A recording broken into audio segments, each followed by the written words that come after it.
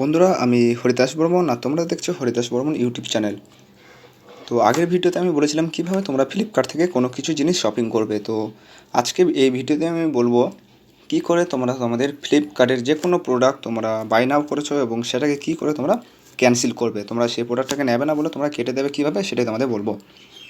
তো সেজন্য তোমাদের কী করতে হবে, সবার প্রথমে ফ্লিপকার্টে যে তিনটে অপশান আছে ওখানে গিয়ে মাই অর্ডারের উপরে ক্লিক করতে হবে।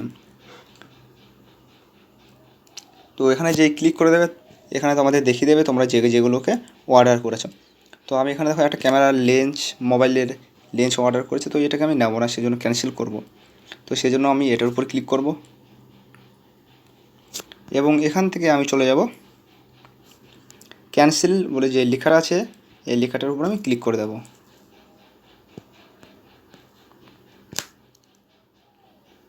তো আমি ক্যান্সেল আইটেমস এর উপর ক্লিক করে দেব।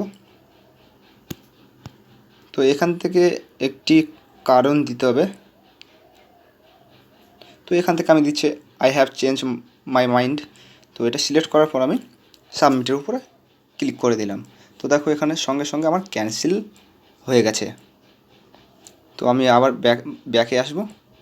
ব্যাকে আসার পর দেখো এটা আমার সঙ্গে সঙ্গে দেখাচ্ছে ক্যান্সেল হয়ে গেছে।